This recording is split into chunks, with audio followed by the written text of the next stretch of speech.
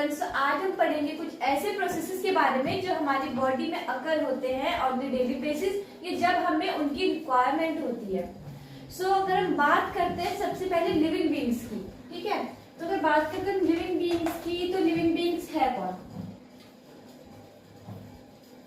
हम ये कह सकते हैं कि सिर्फ जो ह्यूमन बीइंग्स है वो लिविंग बीइंग्स है? नहीं, लिविंग बीइंग्स होते क्या है?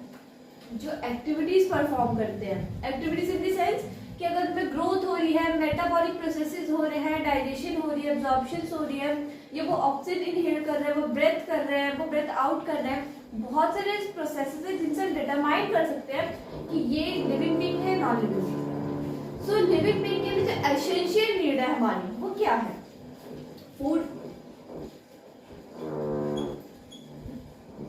बहुत ज्यादा क्रूशियल रोल प्ले करता है फूड हमारी लाइफ में। क्यों?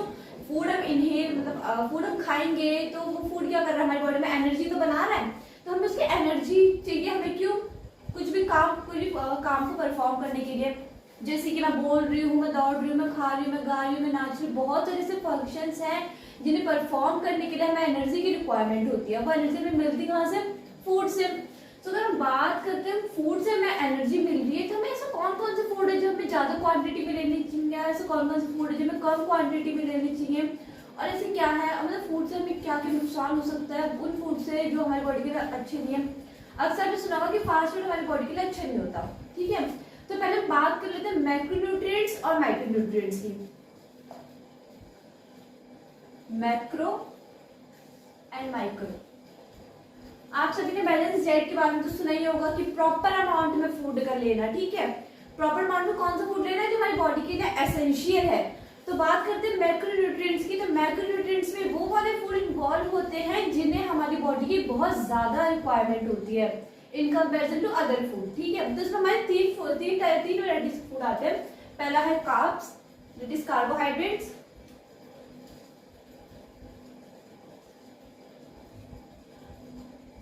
सब कार्बोहाइड्रेट्स का काम क्या है? कार्बोहाइड्रेट्स हमारी बॉडी में किस चीज की हेल्प करता है? इंस्टेंट एनर्जी की, ठीक है।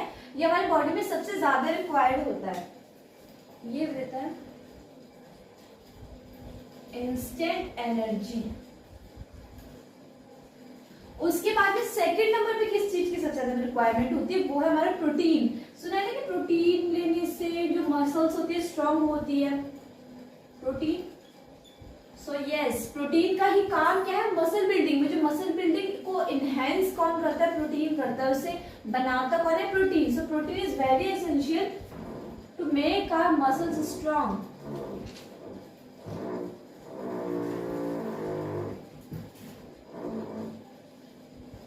एंड देन उसके बाद आता है हमारा फैट।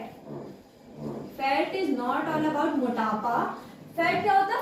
फैट हमारी बॉडी में फैट की स्टोर्ड एनर्जी है। पहले लिख लेते हैं, फैट हमारी क्या है? Stored energy.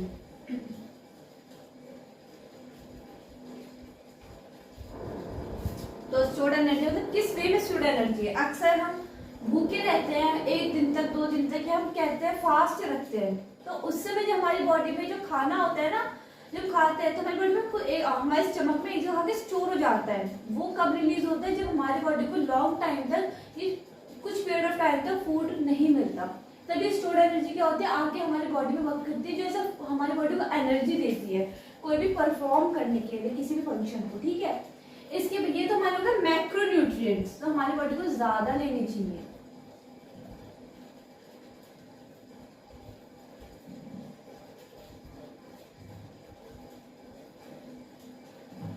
एक बार रिकैप ले लेते हैं कि मैक्रोन्यूट्रिएंट्स कौन है जो हमारी बॉडी को ज्यादा एसेंशियल है। उनमें कौन कौन आता है? कार्बोहाइड्रेट इंस्टेंट एनर्जी प्रोवाइड करता है।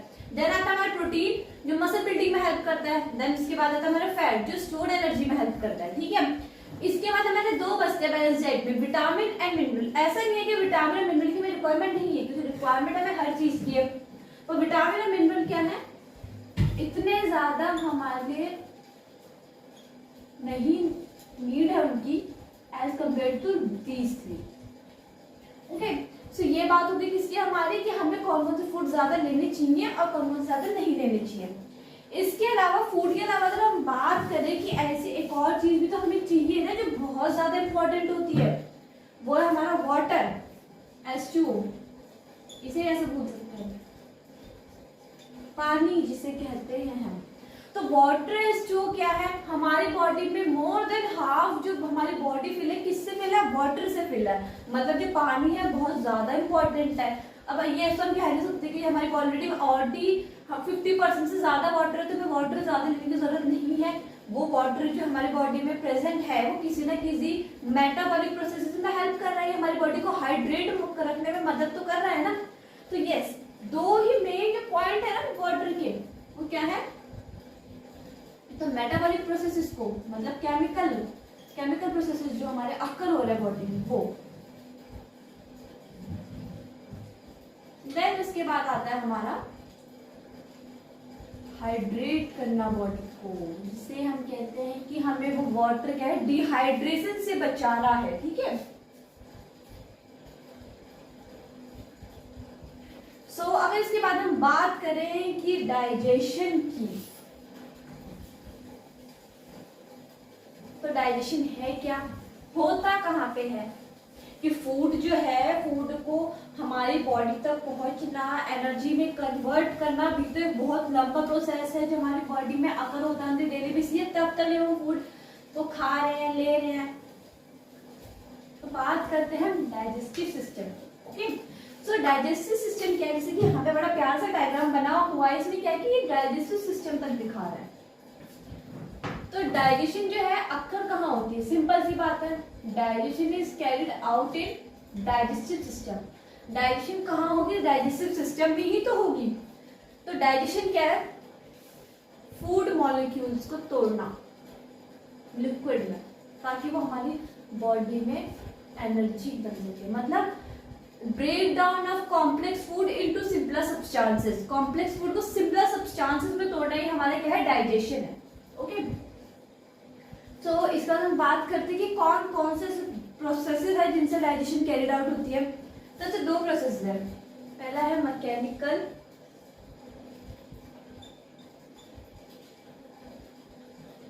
एंड दूसरा हमारा बायोकेमिकल। मैकेनिकल क्या है, फूड हमने लिया, हमारे बॉडी में जा रहा है। अब ऐसा तो है कि हमारी बॉडी में सीधा हमने लिया, इनहेल किया, एनर्जी बन गई, नहीं। जो मैकेनिज्म हमारी बॉडी में फूड को पुश कर रहा है, या फूड की जो है मूवमेंट तय कर रहा है कि उसे कहाँ कहाँ जाना है। इसके बाद बायोकेमिकल, बायोकेमिकल में वो सब हो रहा है कि फूड जो एनर्जी में कन्वर्ट हो रहा है वो सब प्रोसेस हो रहा है। इन क्या आप लेते हैं कि हमारे डाइजेशन है क्या, सिंपलर सब्सटेंसेस में तोड़ना, इसको कॉम्प्लेक्स फूड को सिंपलर सब्सटेंसेस में तोड़ना ही हमारा डाइजेशन है, पाचन क्रिया जिसे हम कहते हैं। तो बात करते हैं हम दो प्रोसेस लगे हमारे, मैकेनिकल फूड हमारी बॉडी में जा कैसे रहा है, बायोकेमिकल फूड में से एनर्जी कैसे बनती है।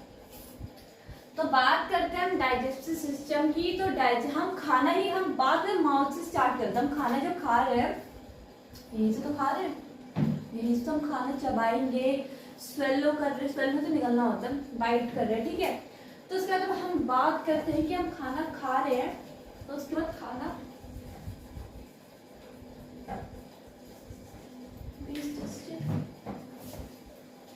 ऐसे कौन कौन से प्रोसेस हैं जो कैरिड आउट हो रहे हैं और कहाँ कहाँ पे खाना जा रहा है, किस चीज की हेल्प से जा रहा है, कैसे कैसे जा रहा है, सब पढ़ना है।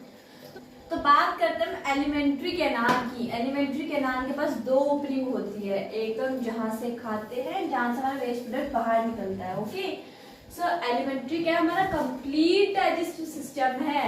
कंप्लीट इन द सेंस कि एलिमेंट्री में एक दो ओपनिंग्स हैं, जहां से हम खाना ले रहे हैं, जहां से हम वेस्ट प्रोडक्ट निकाल रहे हैं। मतलब इसी के बीच में सारा डाइजेस्टिव सिस्टम कंप्लीट हो जाता है, इसके बाहर नहीं जाना है। तो एलिमेंट्री कैनाल से जुड़े हुए बहुत सारे ग्लैंड्स हैं जिनके ऊपर भी हमें बात करनी है।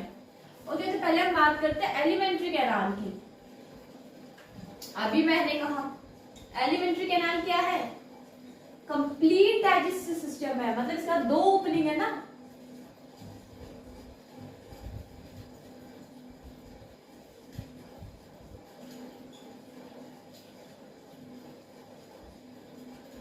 दो ओपनिंग है,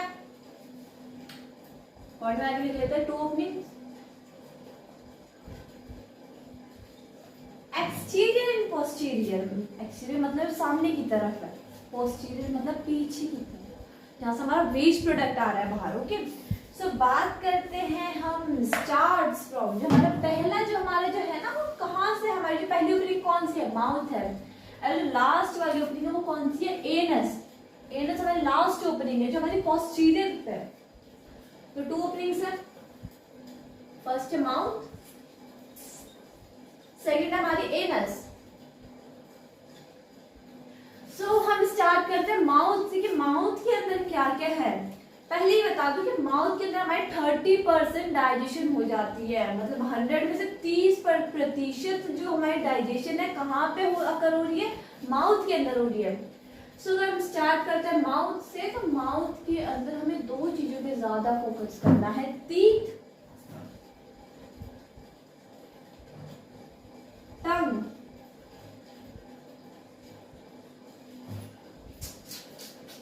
टीथ एंड टंग। टीथ काम क्या है, टीथ का चबाना, फूड को तोड़ना। मतलब हम कोई रोटी का निवाला ले रहे हैं तो मैजिक तो अंदर नहीं निकल रहे ना, ऐसा वाले नहीं कर रहे। टीथ तोड़ रहा है, उस रोटी के टुकड़े को तोड़ रहा है छोटे छोटे में। जितना हम, ये तो हम कहते हैं ना कि बहुत ज्यादा छोटे फॉर्म में नहीं तोड़ पा रहा, पर जितना हमारे लिए इजी है स्वेलो करना उतना टीथ से तोड़ रहा है। तो टीथ भी हमारे, वैसे टीथ हमारे 4 टाइप्स के होते हैं। कौन कौन से, कैनाइन, मोलर, प्रीमोलर, इंसिजर। वैसे मैंने इसकी थोड़ी अलग में बोली थी, मैं जस्ट रिकॉल करा रही हूँ 4 टाइप। ओके, सो अगर हम बात करते हैं, हम इनके अगर लाइन में बोले तो वो ऐसे थे, incisor, canine, premolar and molar. तो बात कर रहे थे हम टीथ की। टीथ हमारे पास कितने टाइप्स के, 4, incisor, canine, premolar and molar. So इसमें मेन पॉइंट क्या है कि जो 3 टाइप के जो टीथ है हमारे, इंसिजर, कैनाइन एंड मोलर, ये बच्चों में प्रेजेंट होते हैं। प्रीमोलर नहीं होता है छोटे बच्चों में, बड़ों में होता है।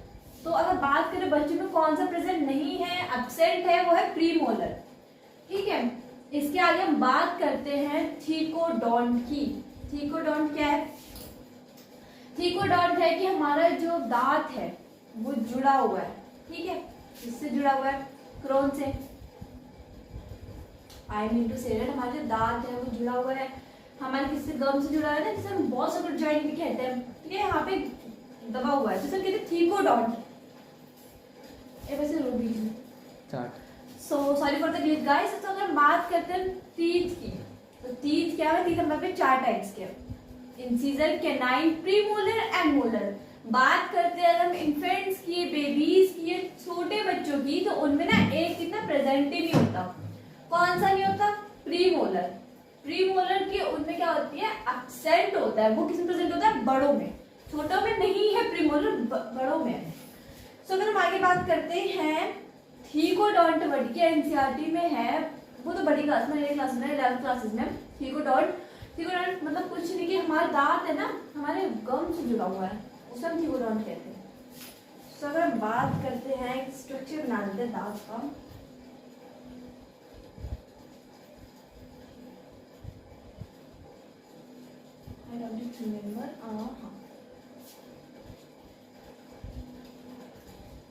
ऐसी होता है, ये गौ में जुड़ा हुआ था, लेयरिंग होती है इसकी।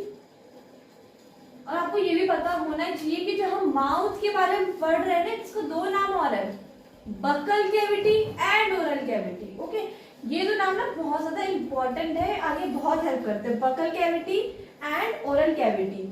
टीथ के डायग्राम को समझने से पहले एक और चीज बता देते हैं, इन्फेंट बेबीज। इन्फेंट मतलब कौन है, छोटा नवजात शिशु जिन्हें कहते हैं नवजात, मतलब जो बड़ा नहीं है, जिसमें मतलब बहुत ज्यादा छोटा है, या फिर बेबीज की बात करते हैं हम, छोटे बच्चों की, इन्फेंट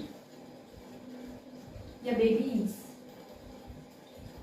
के पास 20 टीथ होते हैं, 20 टीथ होते हैं, जिससे 20 ही दांत है उनके पास। पर बात करते हैं हमारी एडल्ट की, तो उनके पास होते हैं 32 टीथ। ओके, सो इसकी हम बात कर रहे थे, ये हमारा ऐसे क्राउन है, थोड़ा है ना राज की शेप में, ऐसे ऐसे। ठीक है, तो इसके बाद हम क्या कहते हैं, ये जो हमारे ऊपर की लेयर है ना, ये इनेमल की बनी हुई है। इनेमल, इनेमल ना हमारे हमारी बॉडी का सबसे हार्डेस्ट सब्सटेंस है। अब आपको दांत तो टूट जाता है, अरे ऊपर की तरफ है ना, नीचे की तरफ नहीं।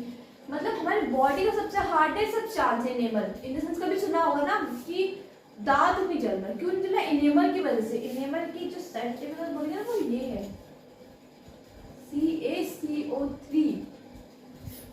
तो एक राउंड हो गया। उसके बाद ये वाला हिस्सा है, ये क्या है? हमारा नेक, गर्दन है दांत की। ये क्या है? नेक। ठीक है।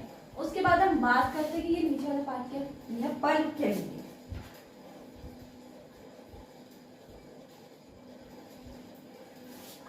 क्राउन, नेक, पल्प कैविटी। सबसे पहले इनेमल, सबसे हार्डेस्ट सब्सटेंस हमारी बॉडी का, सबसे हार्डेस्ट।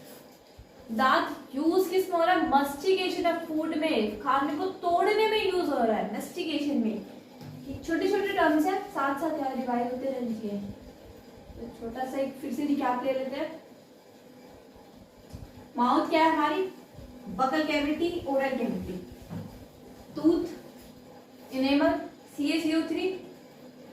फिर नीचे क्या आता है हमारा? क्राउन, देन नेक, देन पल्प कैविटी। टीथ हमारे 4 टाइप्स के थे। कौन कौन से? Incisor, canine, premolar and molar.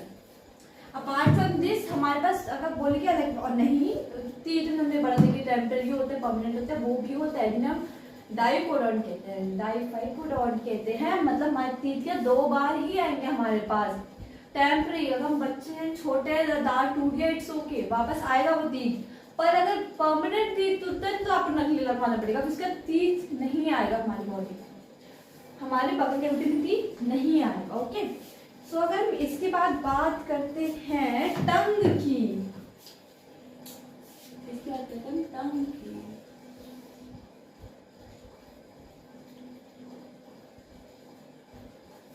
सो टंग, कभी आप फील, कभी आप लोग खुद भी चेक करोगे, टंग हमारी नीचे की चीज से जुड़ी हुई होती है, ऐसे लाइन से जुड़ी हुई है, उसे कहते हैं फ्रेन्युलम।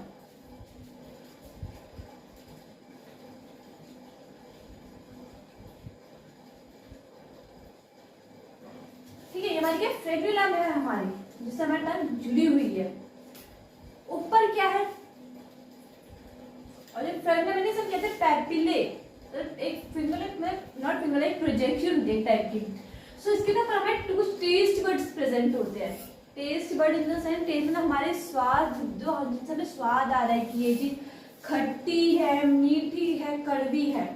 करेला कड़वा है, हमें कैसे पता चल रहा है? खाने के बाद इन टेस्ट बड की वजह से तो पता चल रहा है। तो एक तरफ हमारा होता है सॉल्ट, एक तरफ हमारा शुगर, पर एंड में क्या होता है हमारा बीटर, यहाँ पे कड़वापन होता है ना। हाँ ये ट्रू है, अगर हम करेला खा के देखेंगे ना, यहाँ पे रखेंगे तो हमें कड़वा नहीं लगेगा, पर अगर उसका हल्का सा पार्ट हमारे पीछे वाले हिस्से में जाता है टंग, तो वहां पे हमें कड़वापन महसूस होगा, क्योंकि यहाँ पे तो वो टेस्ट बड है ही नहीं जो उसको टेस्ट प्रेजेंट बता सकते हैं। तो इसके बाद हम बात करते हैं टंग के अलावा कि टंग में टेस्ट बड तो है, और तो 3 ही बोले ना, कौन कौन से? मीठा या नमक वाला या फिर कड़वा, चिल्ली भी तो होती है। सो एक्चुअली में मेन थिंग है सबके लिए कि chilli has no taste bud, chilli के पास कोई टेस्ट बड नहीं है। हमें जो मिर्च लग रही है ना, मतलब जो चिल्ली है, मिर्च जिसे कहते हैं, उसका कोई स्वाद ही नहीं है, कोई स्वाद नहीं है। मतलब हम क्या ऐसे कैसे हो सकते? स्वाद तो है, मतलब कि खोज ही नहीं हुई, स्वाद नहीं, तुम कह रहे हो तो नहीं। जो चिल्ली है ना, हमारे टेस्ट बड को जलाने का काम करती है। कभी ये तो कहते कि वो चिल्ली का स्वाद आ रहा है, अब वो तो अलग, मैं कह दी मोमोज की चिल्ली, वो तो अलग चीज है। अब बात करते हैं चिल्ली की, तो चिल्ली का जो टेस्ट है ना, वो हमारे टेस्ट बड को जलाता है, जिसे कहते हैं मिर्च लग रही है, मतलब जलन हो रही है ना, चिल्ली खा के जलन हुई है, तो क्या हमारे टेस्ट बड को जलाने का काम कर रहा है। तो chilli has no taste buds. क्या बोला मैंने? चिल्ली बहुत इंपॉर्टेंट है, बहुत आता है पेपर, कॉम्पिटिटिव एग्जाम में ले लो। चिल्ली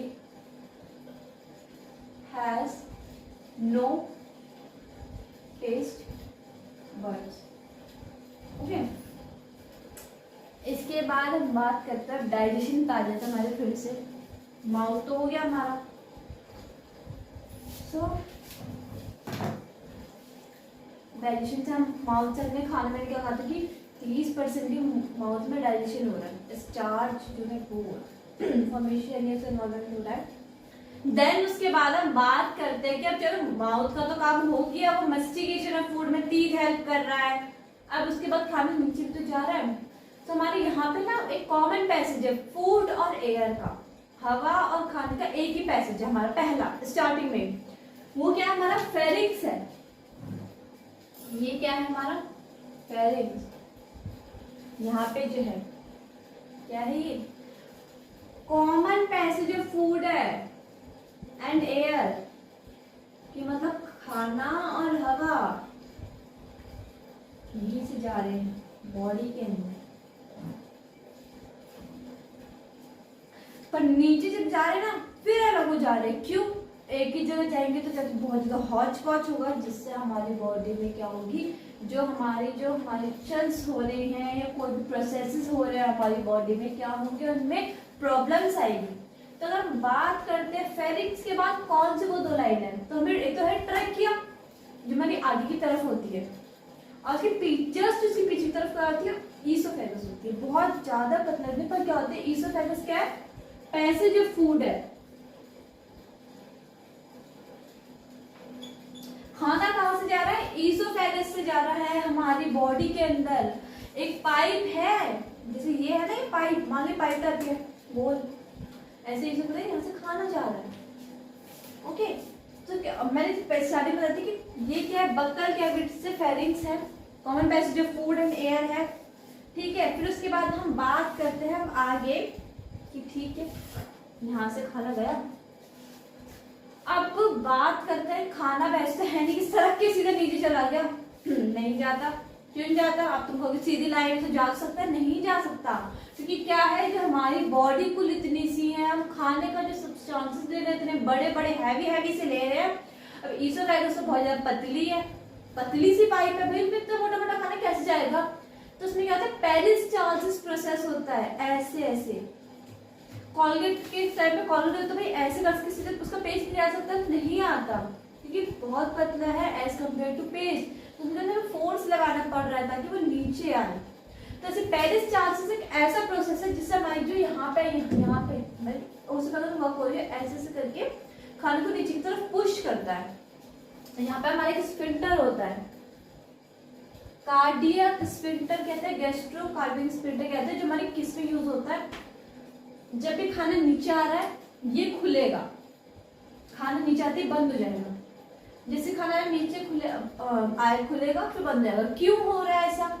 अगर हम खाना को आने दे रहे हैं तो वो वहां से वापस बैग भी तो ले सकता है, इसलिए कार्डियक स्फिंक्टर होता है, ताकि हमारा जो खाना है बॉडी में ही जाए, बैग ना ले। ओके, तो हम बात कर ली ईसोफेगस की, इसकी बात कर ली ट्रेकिया हो गया। ट्रेकिया क्या आती है हमारी, विंड पाइप थी। ट्रेकिया क्या आती है हमारी, विंड पाइप थी। ठीक है, इसकी बात करते हैं अब हमारे स्टमक की। तो स्टमक में क्या है, स्टमक हम कहते हैं हमारा पेट। तो क्या पेट में पूरी डाइजेशन हो जाती है? नहीं होती। तो बात करते हैं हम स्टमक की, हमारे पेट की, पेट भी तो कहते हैं हिंदी में। पहले डायग्राम बना लेते हैं इसका। हमारा स्टमक है कैसे, जे शेप। ये तो हमारी हो गई ईसोफेगस, हो गई हमारी जो लाइन आ रही है, ये हमारी फंडस।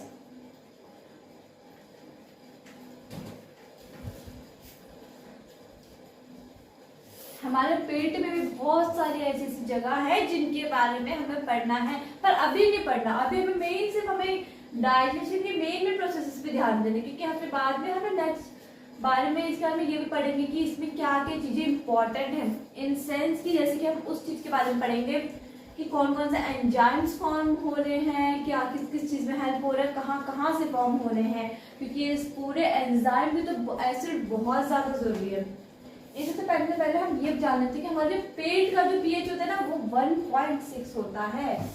1.6 मतलब बहुत ज्यादा एसिडिक है हमारा, मतलब एकदम एसिडिक, मतलब हाथ लगाओ तो हाथ जल जाएगा। हमारा पेट क्यों नहीं जलता, क्यों नहीं जलता?